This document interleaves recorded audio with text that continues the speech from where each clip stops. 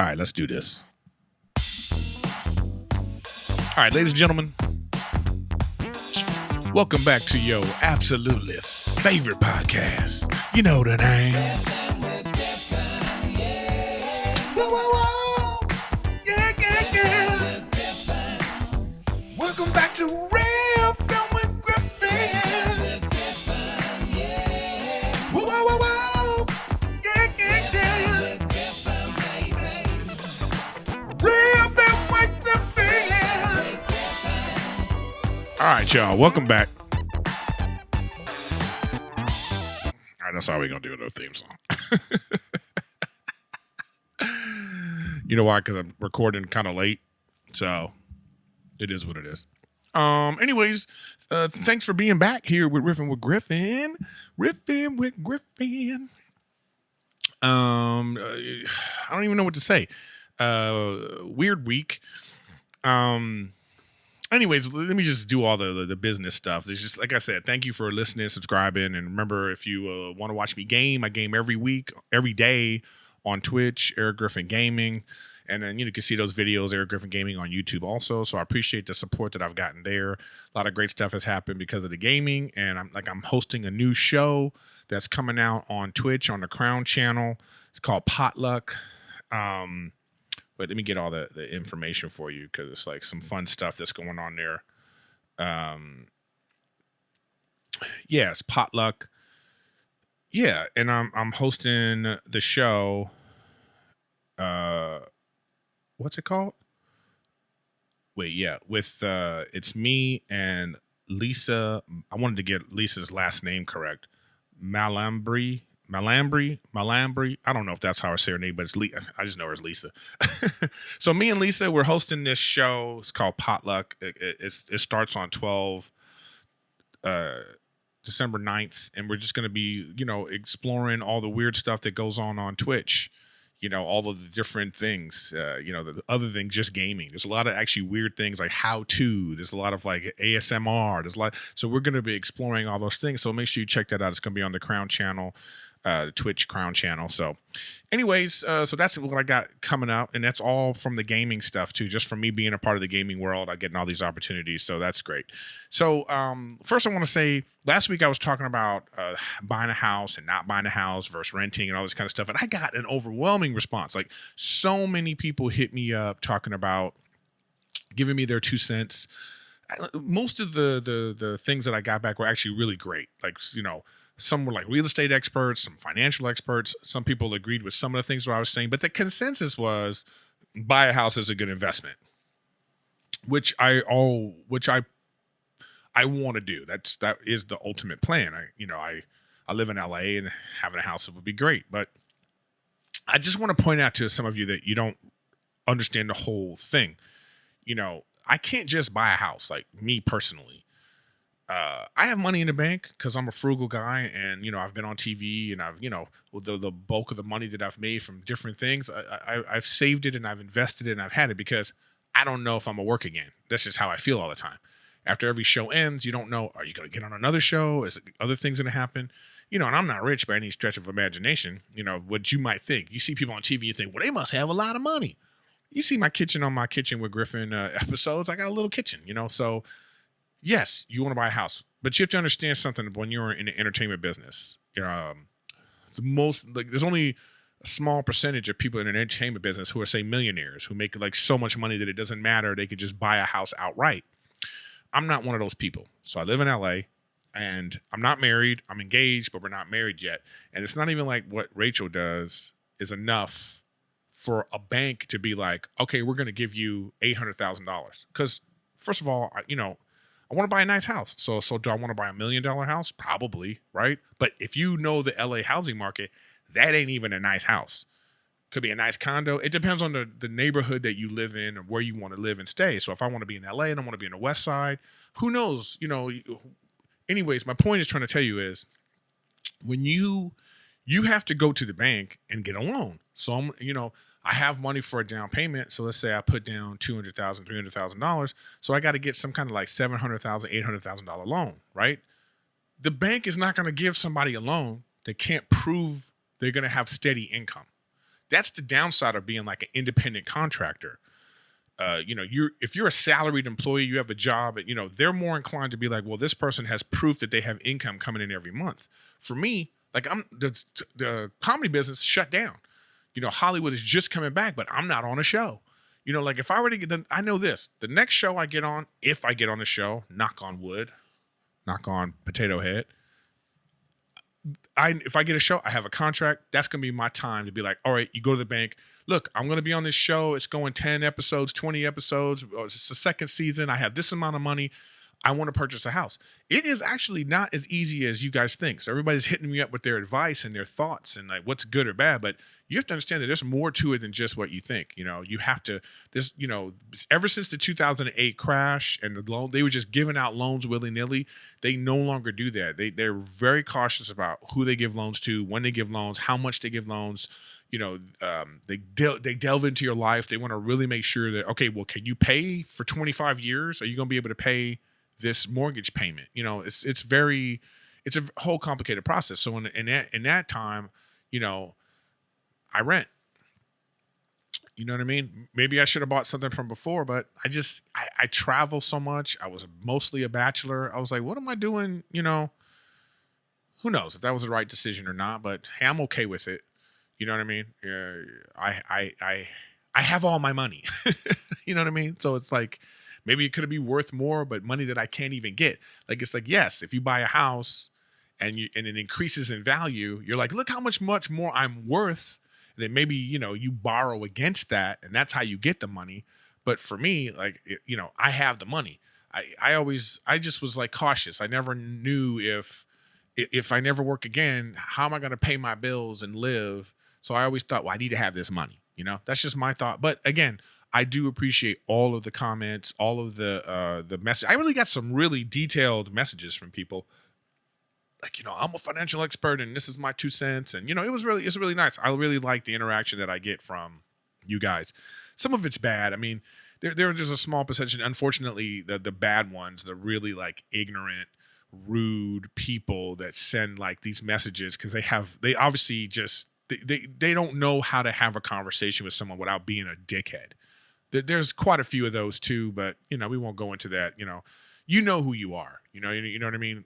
So they're just those people. So like I say, I do thank everybody that sent me messages about that, and it's just something to think about. I did find a place, because I want to move, and I found this place, and Rachel likes it. I liked it too. As soon as I saw the thing, I was like, oh, I really like this place, that I wanted to move to. But then it would turn into this thing where it was like, again, even at this place, they were like, well, in this day and age, you're like, well, can you pay this rent?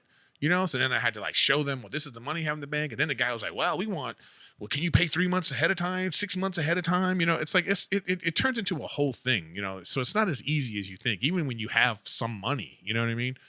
The world is weird right now. But anyways, I thank everybody for the messages.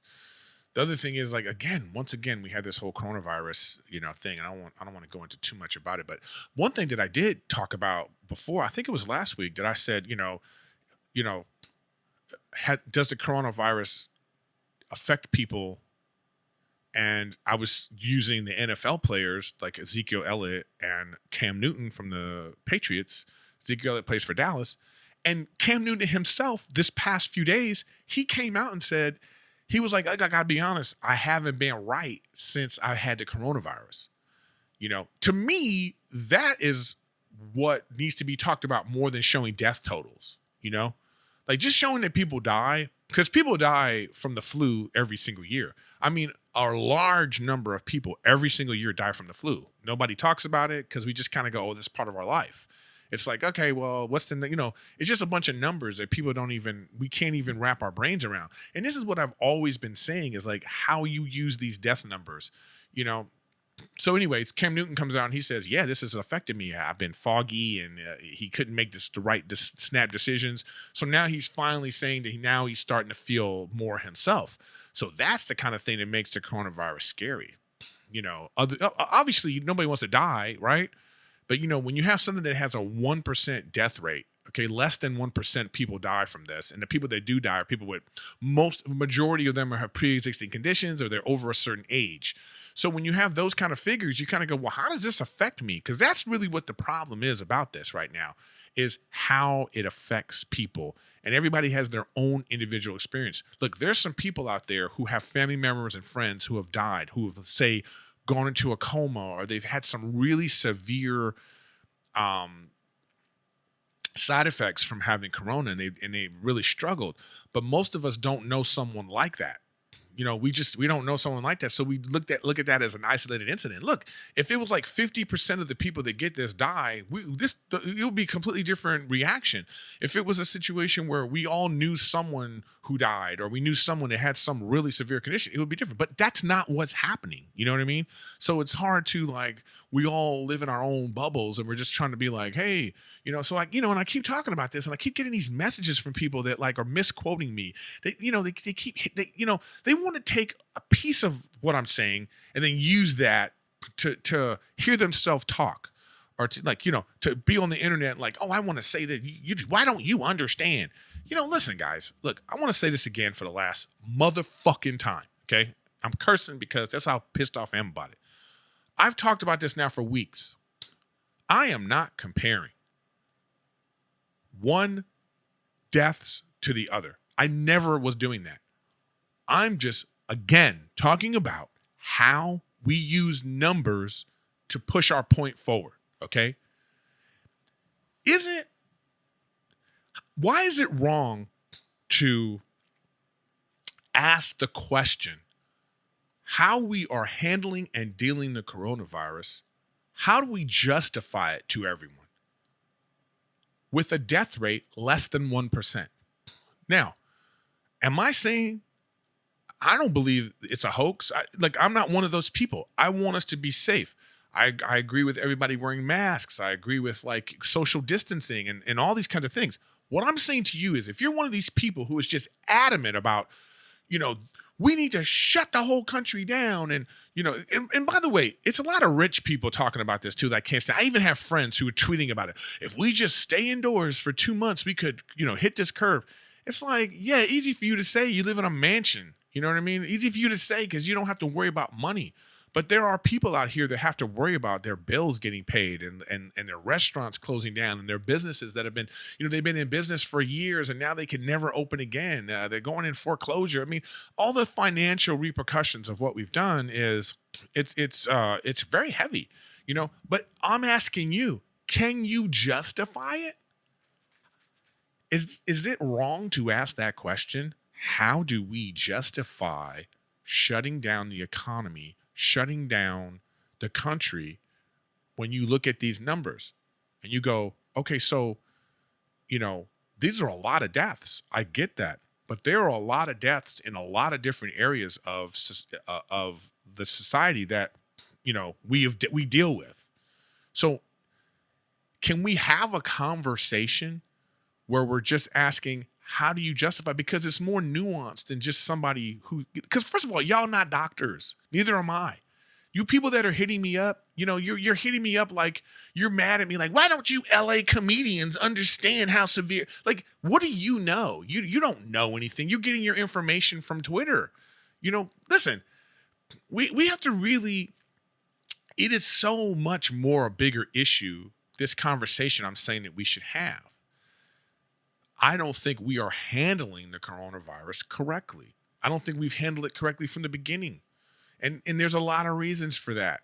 You have the national, the leaders of the government, you had the Trump administration saying one thing, you had leaving it up to the states, and every state has their own opinion about what they should do. It became political. So, you had, we weren't handling it collectively like this is what we should do. We were left to our own devices. And so here we are in this situation. Look, you can't, listen, just justify it.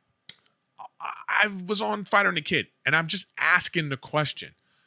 Is it wrong to question, to want to understand how are we justifying shutting down the country when you look at the numbers of what's happening with the coronavirus? So now, like, the coronavirus cases they seem to be rising. They're spiking. We're getting more and more people, because I think that more people think about it the way I'm saying, because And I'm not saying that's a right way to think about it when they're just using a little bit of it. They're just saying, look, it doesn't seem like I know anybody. Like, if you're a person that's like, well, I don't think anybody I know has gotten it. I don't think it's that serious. It seems to me that it's just like a cold, and you're just going on with your life. And you're like, well, why am I shutting down? Why am I have to work? So your thought process goes that way, and you're just like, well, whatever. So then people are going to get it that think like that. And, so if you're going to talk to me and we're going to talk, have a conversation, a back and forth, it's a legitimate concern, a legitimate question to ask. Can we justify what we've been doing or what we want to do based off what we know right now? I don't understand why that's so difficult. I don't understand why I'm being attacked because I'm asking you, can you justify these? There's people out there that have lost their job. There's people out there that are like, the drug use is up, suicide is up.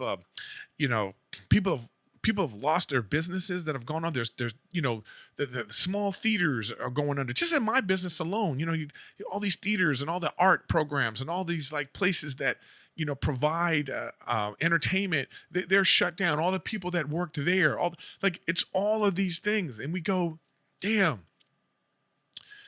If you want to say, hey, the coronavirus is so dangerous and it is so contagious that no matter what happens to people financially, we have to continue to go this way. If that's how you feel, then just say that. But the other side might be asking, how do you justify that based off the numbers? Is that wrong to ask? I don't get that. Like, can we just have an honest conversation about it? No, people just get like so fired up and they just, they want to, then they attack you personally and you just go, well, we're not even having a conversation right now. People get their information from the Facebook and Twitter and, getting solid information, getting information from Twitter is like getting medical information from Grey's Anatomy. It looks right. They're using the right words. It's pretty, but it's not real, So I don't know what we're going to do. I really don't. I don't know what we're going to do, but I'm telling you right now, it's going to get to a head where people are going to take this risk reward assessment and they're not going to stop. Like, people are not just going to be like, all right, okay, well, we're just going to, we're going to stay home and we're not going to do anything. I mean, I think we're beyond that at this point. Now, how are we going to manage what's happening in the world? Hopefully, if like Biden gets into office, he will have a national mandate. Like, this is what we're going to do as a nation. Because I think that's what was needed in that particular case. It's just weird. And then we still have this thing about, is Trump going to leave? He's not conceding. And we have all these things. And it's so polarizing because everybody lives in an echo chamber, man. Everybody does. It's like, I have some friends that are just so liberal that they just don't want to hear or see anything. Like, because first of all, 71 million people voted for Trump. So you all know a Trump supporter. And maybe they're quiet because they don't want to be like, ooh, I don't want to say anything because everybody hates this guy. Listen, everybody takes a risk reward, If you're somebody that was like, look, I don't necessarily like the man. I didn't like the things he was saying. He didn't carry himself a certain way. But you're like, but I did like the policies. I liked the things he did with foreign policy. I liked the things he did with the finances. I liked the things he did with like what Ice Cube would talking, Ice Cube went to, because he's getting all this flack, but it's about the Black Caucus. So it was some kind of, I forgot exactly what it was, but it was something to do with black people. And the Trump administration was like, yeah, let's talk about it, So he was like, okay. So what I'm saying is, can you separate your feelings about him and the things that he says and does, his behavior and all that? Can you separate that from the deeds? It's a tough thing. We do that for music. We do that. If somebody does something horrible, if somebody beats somebody up or, has some accusations, but we go, oh, the guy makes really good music. I think for some people, it was like that with Trump. I think some of the people that voted for Trump said in their mind, here's 10 things about him four of them are terrible, but these other six, I can live with these four because these other six. And you people that hate Trump, and you people that want to talk racism, and you people want to say all these things all the time, you have there's nothing in you to be like, are these six things important to people? Are those six things that went well? Are those things that the people think went well for them? They're not important enough for you, but then you don't even want to have a conversation with them, and you want to just ridicule them. I think that's unfair. I think it's unfair. But you need to, this wasn't a mandate. You need to really look at yourself and be like, this was the most votes in the history. Okay. Biden won the popular vote by a huge margin, like 7 million people is a lot. But it's not a lot when you consider that means it was like over 150 million people voted or something like that. It's like, it was an astronomical number. So everybody came out and voted, right? So you can't discount these people that believe in Republican beliefs. You can't discount those people. You can't just, oh, they're crazy, they're stupid, they don't understand. They don't care about what, it's not just about that. We need to just take a breath and have a conversation. And like, you need to find a Trump supporter and be like, hey, why did you vote for Trump? And then hear what they have to say. And then after you hear what they have to say, then you can go, well, this is what I feel, but can we find some common ground? It's terrible. I just think it's terrible. Me personally, I voted for Biden because of, I don't like, anytime there's a leader in office and there's like a huge division, there's a huge polarizing division in the country, I always looked at it as like that's bad leadership. I just don't like that. And it's just so, and what he's doing right now, I think is just disgraceful. You have these lawsuits that they're just getting thrown out all over the place, but the misinformation about it, him coming out and saying, look, I won, there's this like widespread conspiracy, like saying that kind of stuff, it undermines our democracy, it undermines the system. And so and he has been like that regardless of the good things. Like financially, loved the guy, it was great. Stock market was booming. I like some of his foreign policy things that he handled, the way he handled some things. I like what he said about minimum wage. I mean, there were some things where I go, okay, well, the guy he's not he's not complete nincompoop. You know what I mean? I just like how he handled himself in some areas, like when he talked about the taxes and he said, like, yeah, I didn't want to pay taxes. Who wants to pay taxes? I used the loopholes that they had in place and I took advantage of them. These are loopholes that have been in place when Democrats have been in office, been the president. These Democrats are talking about, hey, you didn't pay your taxes. It's like, yeah, because you have it set up where he don't have to. You mad at the guy because he took advantage of that. So, I mean, there's a lot of things where you go, anyways, the point is, can you have a conversation? So, I really do recommend, like, if you're someone that's just like, you're one of these people that you just hate Trump and you're just like, he's a racist, he's a misogynist, and you have all these things you want to say about him that actually have nothing to do with, him doing his job, I'm not saying that that's right. But that's what someone voting thinks about. They're thinking about, how does this affect me in my life and my community?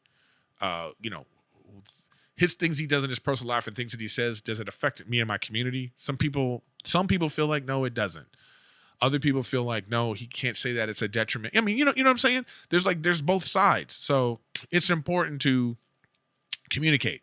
I just think it's important to find people that, you don't necessarily agree with them, but it's more layered than just being like, he's a racist, and so that's why he has to go. Even though that's a great reason. If he really is racist, that's a great reason for him to go. I agree with that. But I'm saying this is the reality of the world that we live in. Politicians are politicians.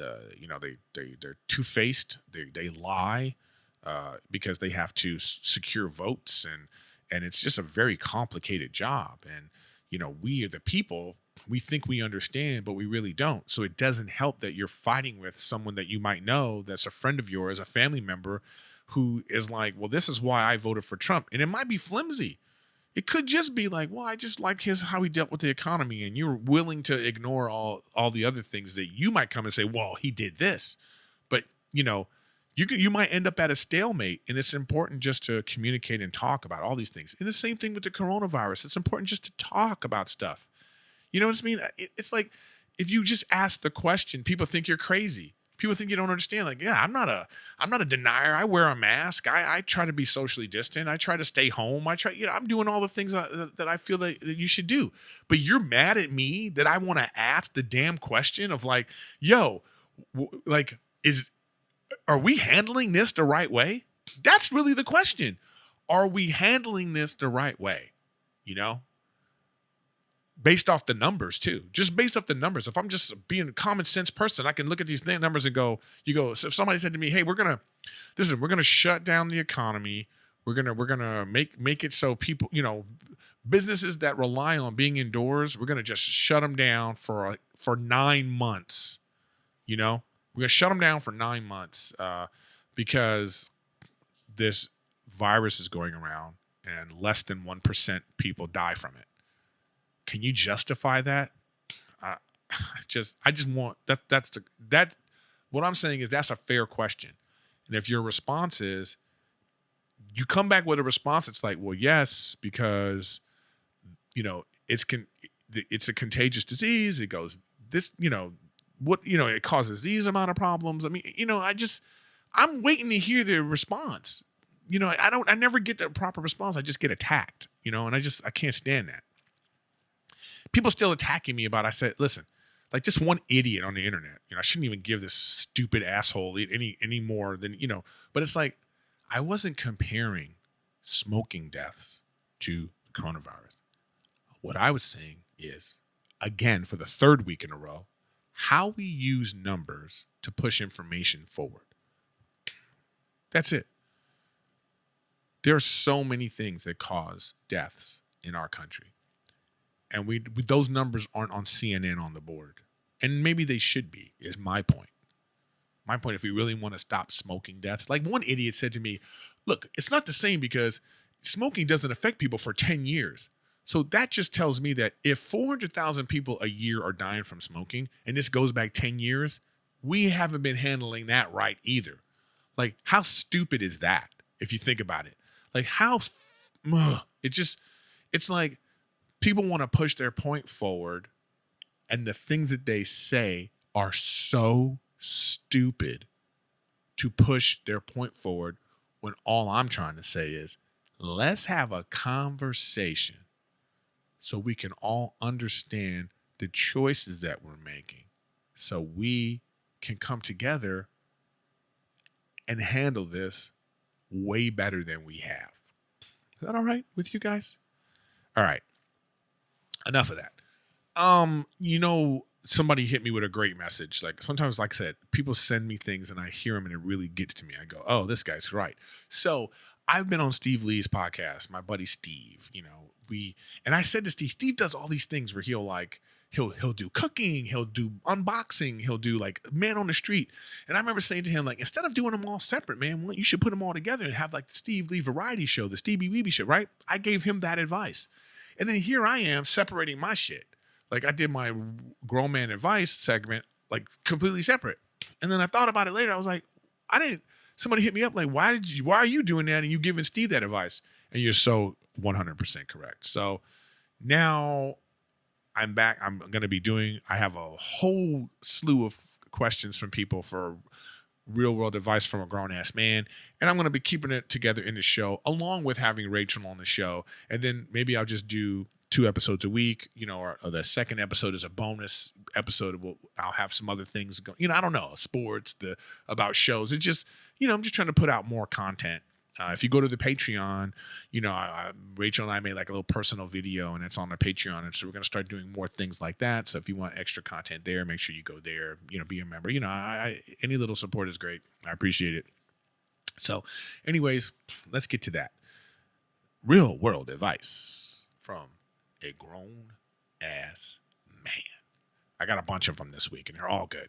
All right. First one is, how do I focus on my craft with a wife and 3 kids and a 12-hour day work schedule? Should I? Well, I mean, this is the struggle that we all live with, right? How do we manage our time? That's really what it's about. How do we manage our time? How do we focus on the things that are important to us? We just have to do it. You know what I mean? That's all I can say. It's actually the word. You have to manage your time. There's 24 hours in a day. You have to sleep. You have to eat. It's like you just have to start to schedule. You have to plan. If things are important to you, you make time for the things that are important to you. It's like, of course, we would want to just be like, hey, I have this hobby that I really love. So can I just ignore everything else and just work on that? No, you can't at a certain point, because you got a wife and you got kids and you got a job, you got bills to pay. So you have to carve out some time for yourself for those things that make you happy, the things that move you. That's the only way you can do that. It's like we have to just be more responsible. It's like we have to, having a schedule is great. If it's like you wake up at 8, you have a good sleep schedule, you have a good work schedule, you have to go like, okay, well, this is the day we're doing this, and this is the day we're doing that. And you have date night with your wife. You have like, okay, I have to do this with my kids every day. Once you get into a routine and schedule, you can see the time. And once you see the schedule, you go, actually, you do have time, because you go, oh, I could do it at this time. From this time to this time, I work on that 3 times a week. This is my time to work on that. Everybody knows you're not neglecting anyone, because you go, oh, you have all these other times. This is the time for the kids. Honey, this is the time for you. I need to take time to do this. Schedule it out. In the same way that you have a work schedule. Your work says to you, you have to be at work from this time, this time, this time, this time. And you somehow, excuse me, I'm spitting all over the place. Somehow you make it happen, because it's scheduled. So schedule everything else in your life too. That might help. Because I know this person, and he's actually a great artist. So continue your work. Do your work. Make time for it. All right? Good luck. Here's another one. Do you think constant reflection is good as a way to keep leveling up? Constant reflection. No, I do not. I think that you reflect on things, and then you take some time to reflect, and then you have to take time to actually do those things and move on. My analogy is like football, it's an NFL football. You know what I mean? You practice all week, you play the game. If you win the game, celebrate, reflect on, here's the things we could have done better, and then you move on because you have to start practicing for the next game. If you lose the game, again, you reflect. You go, this is what we did wrong. This is what we need to do better. Take the disappointment, you deal with it, and then you got to worry about the next game. You got to put it behind you. I think that's how we should be in our lives too. I think you take time to reflect, then you have to take time to just live. You take time to just, enjoy the good moments in your life. You have to do that. Enjoy the good times, reflect, and then move on. And then when it's time to reflect again, you take that time to be like, ooh, this is some things that happened. How can I change that? How can I make it better? You know what I mean? So I don't think constant reflection is good. Just, you understand what I'm saying? I think you do. All right. What's the next one here? This one's silly. It's not silly. It's just, should I be upfront about having 2 baby mamas or drop the bomb after 2 dates? Okay. First of all, see, this one is strange because, when you go on a date with a stranger, they're a stranger. So it's like, at what point in a relationship should you tell somebody some super important information that's eventually going to affect them if this relationship continues forward?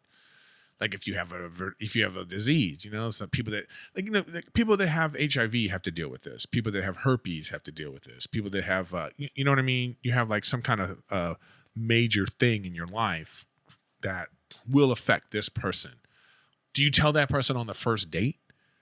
I don't know. I mean, it's like, that's really personal. It's like, you don't even know how far you're going to go. But then the other side of that is some people go, they wait till 4 or 5 dates and they drop something on you. Then you're like, oh man, why didn't you tell me this ahead of time? Because then your response is, well, because I thought you wouldn't want to continue, but so I wanted you to get to know me first. And then I dropped this information. So I don't know if there's a right or wrong answer, but I think you just have to feel it out. You feel it out. I don't know if on the first date you want to tell some chick, yo, I got other kids. I got kids and 2 baby mamas. Like, is that, you okay with that? You might want to do that. You might want to drop that on somebody on a first date, but I think you got to feel it out depending on what they're talking about too, because we all got secrets. We all got things that we're not sharing you know? So I don't know if like on, you might be on a date and this woman, she might reveal some personal stuff, or you might get a feel. You might get a feel like, hey, I actually comfortable with this person, to be like, well, let me look. This is some things that are going on in my life. If you do that, you have to be okay with that person being like, ooh, that's a little bit too much for me. If they start to think like, well, I don't know if I want to be involved in that drama. It just depends. You have to just feel it out. But I am not saying that you keep it a secret. You can't do that. I don't think it's a good idea to keep a secret. I think that you eventually, it's something that you want to reveal, but you want to reveal it on your own terms when you're comfortable. And I think that you should also, like, what are you doing, man? Like, maybe it's time for a condom or two. You know what I mean? Like, don't get this one pregnant or another one until it's right. So that's a whole other piece of advice. But look out for that. But good luck, man. Good luck in the dating life with all that baggage you got. Okay, here's another one. These are the kind of questions I get a lot. This one right here. I've been debating a career change, but my anxiety goes through the roof. I forgot to mention straight off the bat. Listen, I'm not a doctor. I'm not a psychologist. I just play one on a podcast. I'm just giving you guys advice. But if you have some real problems, if you have some real mental issues, if you have like super bad anxiety, depression, things like that, I encourage you to go get help. I encourage you to exhaust your resources to go talk to someone. Therapy is great. Therapy is not necessarily for everyone, but I do recommend you try. And date around. If you go to one therapist and if something was funky about it, go to another one. But I do suggest you go, because a therapist will help you organize your thoughts and feelings. This expert can see and recognize patterns and help you figure it out, help you go, oh, well, this is why I feel this way. They're not going to solve your problem, but they're going to help you understand it. So if you're having these kind of, anxiety, if it's just so crazy, then you have to ask yourself, why do you have anxiety? Start to analyze it, is what I'm saying about this. I know you want to, when you're making a career change, fear comes into play. When I hear this question, my mind goes to, well, I'm going to make a career change. Will I be able to pay my rent? Will I be able to pay my bills? Am I going to be able to live the same lifestyle? Am I going to make it? Am I going to be good enough? I mean, these are all things that come into your head. You feel doubt. You feel that's part of the anxiety. So it's all about planning, it's all about, that's how you can make this career change. If you have it set up that you set yourself up to win.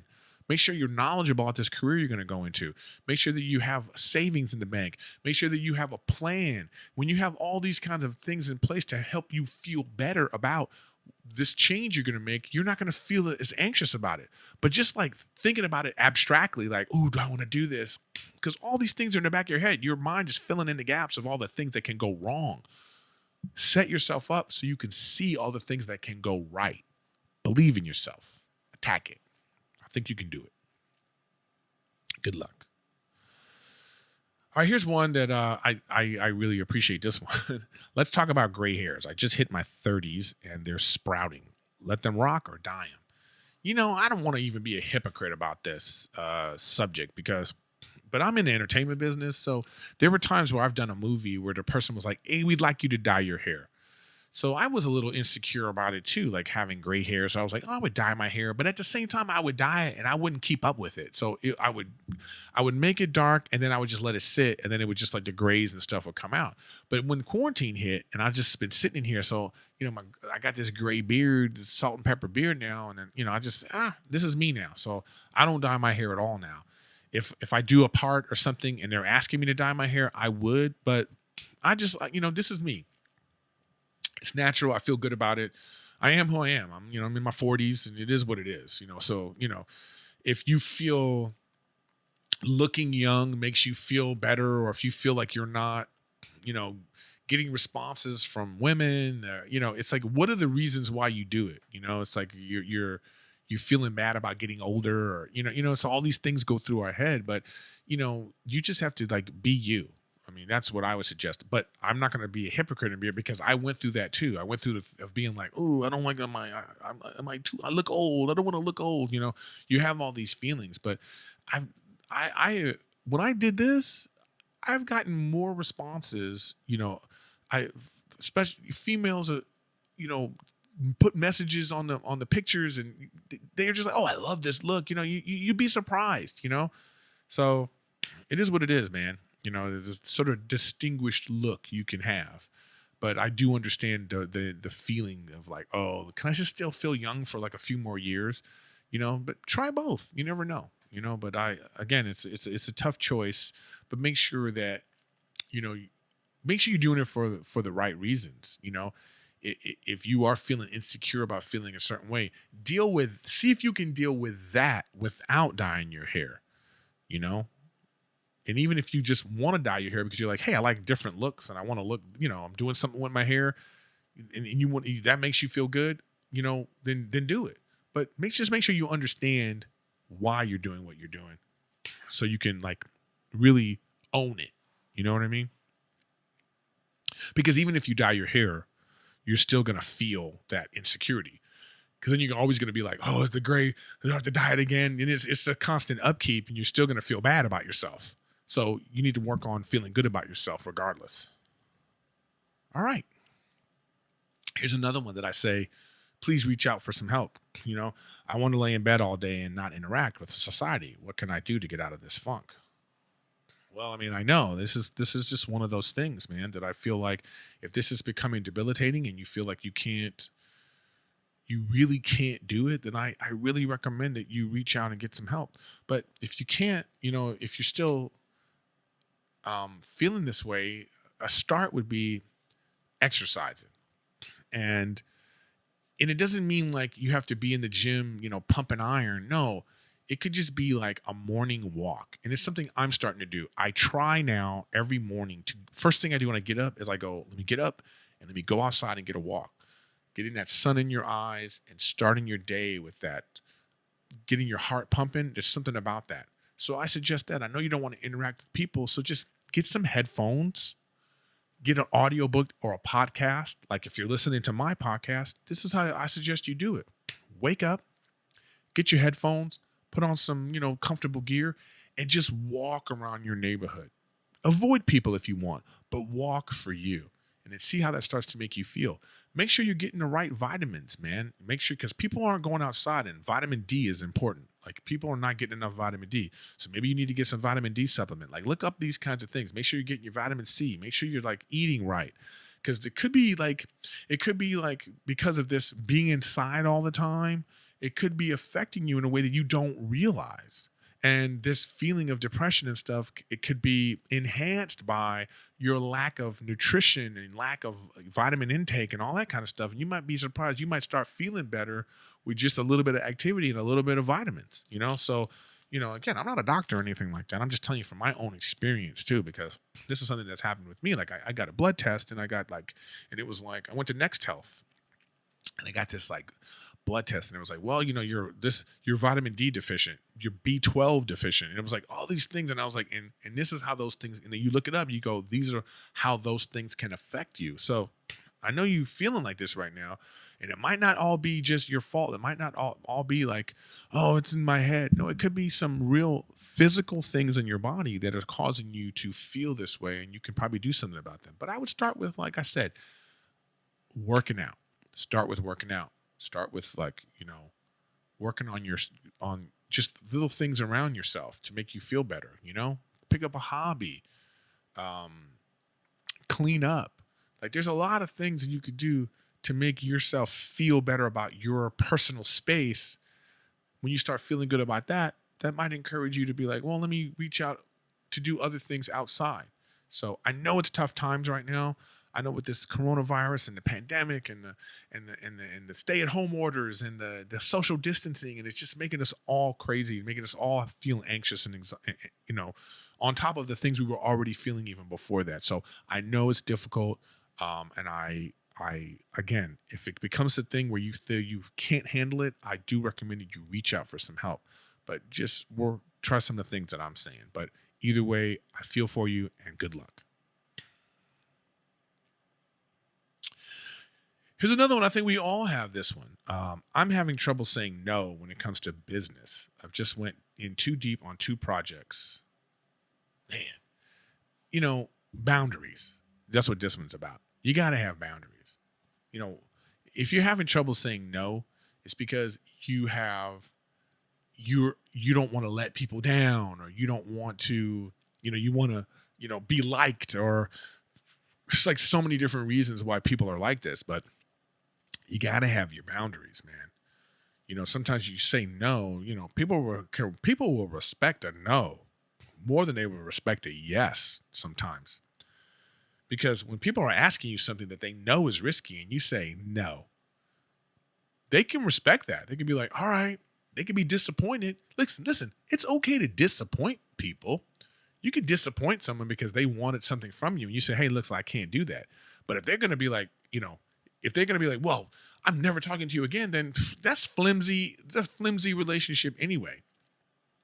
It is okay for you to look at the pros and cons, weigh the odds, look at the risk assessment, take a look at all that stuff. And if you look at that and go, this isn't a good investment, I can't do this, it's okay to say no. You have to be okay with that. Not only do you have to be okay with no, you have to be okay with the guilt later. You have to be okay with that. And that's just where we are. Even on simple things, it's like when somebody asks you for money. Like this is what I say. People say, hey, can I have some money? People like to ask like this. They like to go, hey, is it okay if I ask you for some money? And my answer to that is, sure, it's okay, as long as it's okay if I say no. That's on a grander scale when it comes to like certain business things. If you're in too deep, then you should have said no. And it's okay. Like, what did you get out of that? Nothing. Now you're stressed out about your situation because you said you have trouble saying no. It's not about saying no. You're having trouble with interpersonal skills. You're having trouble with dealing with other people's emotions and feelings. You got to get over that shit and move forward and make sure you're making the right choice, because they will respect that. Because sometimes people ask you stuff because they don't respect you. They know you're gonna say yes, so they take an advantage. Even if they're not doing it outwardly, just subconsciously, people take advantage of you like that. So be careful out there. All right? Boundaries. Here's another one. This is like a common theme, guys. Look at this. How do I motivate myself to continue making music if I hate what I make and myself? Like, gee whiz. I mean, I don't mean to laugh, but it's like, it is what it is. It's like, come on. You can't, if you're like, if I hated my comedy, if I hated it, well, I couldn't do it. I just couldn't do it. So, this is just one of those things where you have to look within yourself and be like, am I good at this? It's like, you have to start to love yourself and appreciate the things that you do. It's like, I have to for me in my comedy, I have to make myself laugh first. If I don't think it's funny, then I can't go out there and do it. Now, if I think something's funny and no one else laughs, but I thought it was funny, sometimes I still do it. But I gauge the response, So if I do something, I think it's funny, and then people laugh, I go, okay, I was right. They also think it's funny. But I have to start with me. So I know how hard it is for when you're insecure and you're self-conscious about yourself and all that. So you have to start by taking care of yourself, eating right, exercising, organizing your life, all those kinds of things first. Get to know you, get to love you. And then you go with your music, make music that you like to make. Like, what do you like to listen to on the radio? What are the music? Can you make that type of music? And that's how you have to go with it, but it all starts with like self, taking care of yourself, loving yourself, like I say, work out, organize your life, start there, and then branch out from there. You can't have these kinds of feelings. If you have these kinds of feelings, you have to attack those feelings by asking yourself, why do you feel the way you feel? And then move on from there. But, good luck, man. I wish you the best. I really do wish you the best. And, send me some of your music. I'll tell you if I like it or not. Even if it's just, it could be garbage for all you know. And maybe instead of being like, oh my God, I'm the worst, you just go, well, that wasn't good. Then you move on. Because nobody invented something like, they just invented it like this. So that's the lucky people. But most people, it's trial and error. You try, you perfect. That pursuit of perfection is actually living. Like we're trying we're throwing things out until we get it right, till it feels right. And that's how you do with your music too. You got to keep working on it till you keep tinkering until that magic happens, you know? But don't be so hard on yourself. Okay? Come on, man. All right, we got that one. We got that one. All right. Wow, I have so many of these. I might have to cut it off. Go save it for next week or save it for Wednesday, right? Is it bad? I don't like my girl's parents. I see a future with marriage and kids. Is this a deal breaker? I actually have a video for this one. My man sent me a video, so here it is. Yo, what's up, Erik? This is Alex, 29-year-old male, and I got a question, man. So I got a girl, but I don't like her parents, and they're just kind of odd, and they're not the healthiest family out there. And I plan to maybe have like something further with this girl, maybe thinking about marriage and kids. And yeah, man, what do you think about that? Is that a deal breaker? Let me know. Peace. All right. So this is tough. But I mean, this is an age-old thing. Like, you're not marrying her parents. You don't have to deal with them as much as you think you actually do. You know, it is what it is. I mean, like, I am used to not having a big family. I really am not. I'm used to, like, it was just me and my mom for a long time, and then my stepdad. You know, I'm estranged from a lot of people in my family. We don't really talk, and it's like, and some part of me likes it like that, you know, because it's like when you deal with family, it's a lot of hassle, you know. So now I have to deal with Rachel's family, and she's got a huge family. You know, I'm talking about grandma, aunts, uncles, you know, and we're on this like Zoom call every week. And like today, there was like a little thing today, you know, it's like we started talking about like the coronavirus, and then it was getting a little bit like, you know, it's a heavy topic. And then one of her cousins was like, you know, I don't think we should talk about this because certain people are dominating the conversation. And I kind of took that personal because I was like, well, what do you mean certain people? If there's 9 people on the call, you know, you don't say shit like certain people. You say, hey, I think so-and-so and so-and-so is like talking a lot, and I think that the other people want to talk. You don't just put it ambiguously out that when it's 9 people on the damn call. You know what I mean? So I took it personal, you know? And I was like, this is an example of like, you have to deal with family, you know, but you just deal with it. You know what I mean? So it's like, I got upset. I kind of left the room. Then Rachel called me back in, and then we started talking again, and it kind of got smoothed over. And her family is very lovely people, but you know, you're going to have that. You're going to have it where, you know, the problem is like, you have feelings for this loved one you have, your relationship. And it's like, so everything connected to that, it don't feel the same and it's not going to, because this is just that relationship, that closeness, that bond you have with that person. It don't extend to everybody in her family or everyone in yours. So you just have to know that you have this is important. And then you just tolerate the other things. You know, you try to find the best way to be like, okay, this is not always my cup of tea, but I just have to deal with this on Christmas and Thanksgiving and whatever. And then here we are. The most of the time you deal with this person this way. You know what I mean? Just suck it up, man. You know, it's like, it is what it is. You know, obviously you care about her and they are a part of it. You know, you find ways to just deal with things. It's not always going to be the way you want it. It's not always going to be under your terms.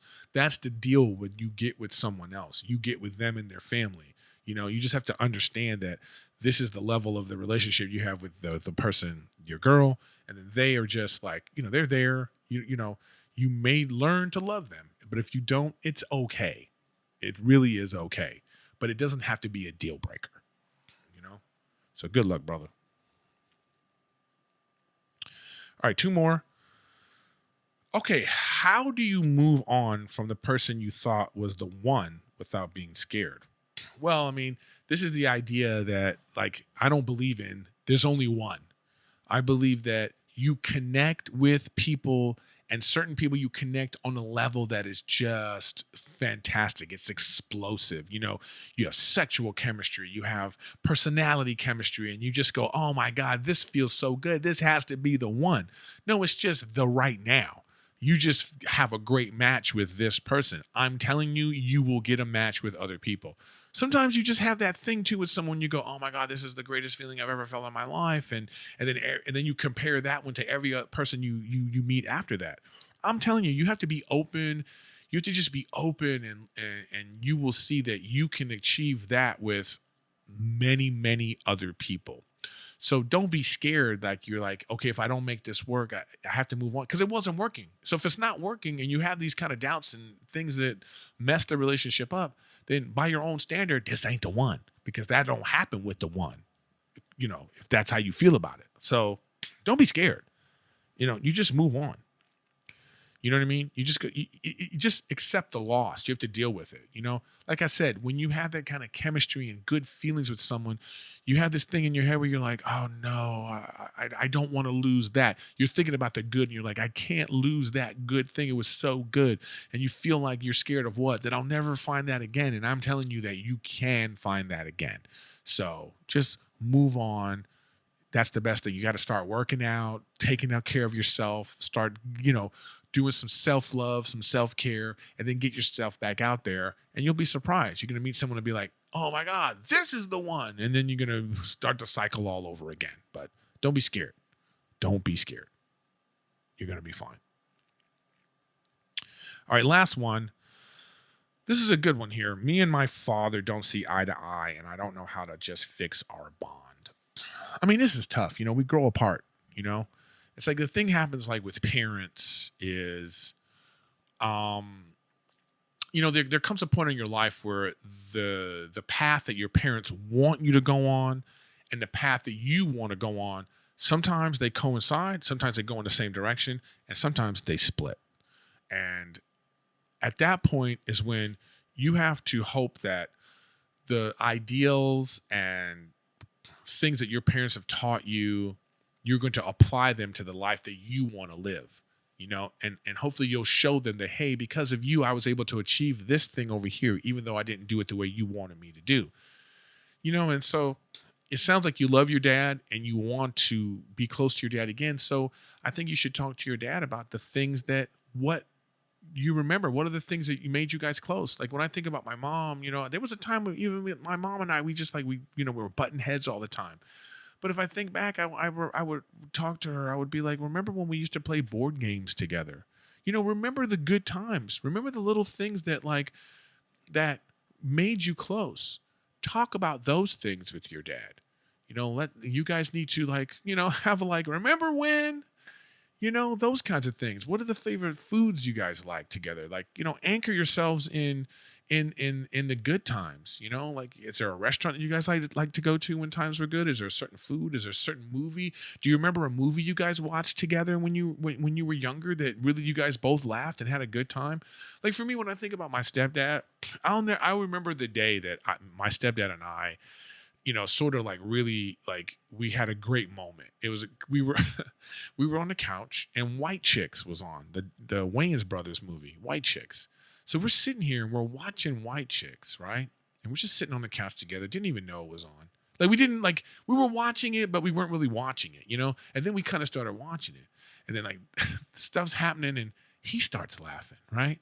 And then I start to laugh, but I don't want to laugh, because I'm embarrassed to be laughing. And he's embarrassed to be laughing. And then we just start hollering, man. We had the best time watching that movie, just laughing about how dumb it was, because it was just, it was great. That's a great movie for that reason, And so that's a moment that no matter what's happening in our lives, if we start to fight or whatever, I can think back to, hey, remember the time we were laughing at White Chicks? And that's something that we can share and start to laugh about, Another time I remember my mom, they weren't married yet and she was trying to get us close, So she sent us to the Hollywood Bowl. My mom had these tickets to the Hollywood Bowl to listen to classical music. She loved it. She had it was like a subscription, You got 10 tickets a year and you get to go to the symphony. So she didn't go, she sent us. Neither one of us wanted to be at this damn symphony. Okay. It was, so he's sitting there, I'm sitting there and, we're not really talking. We're listening to the music and he's falling asleep. I'm falling asleep, but it's that kind of fall asleep where you don't want nobody to know you fall. I didn't want him to know I'm falling asleep. He didn't want to know that he's falling asleep. And then we both are falling asleep. And then we both kind of wake up and look at each other and we both start laughing because we both knew we were only here because my mom made us come. And it was just kind of a nice moment to be like, hey, I guess we're kind of the same here. And then, it just kind of like, it felt good to be like, all right, let's just deal with this for her. Like at that point we could have just left and went and got hamburgers, and we would have told her, oh, it was great. Thanks for the tickets. But in a sense, it worked. What she wanted, she got out of it, because we were like, and then like, we're not like super close, you know what I mean? But I respect him, especially that he takes care of my mom right now with the dementia. And so, I have a lot of love for him. So, but anyways, there's that. So I thank you for listening to these two parts, my little opening spiel that I was talking about, and real world advice from a grown ass man. So stay tuned for what's next.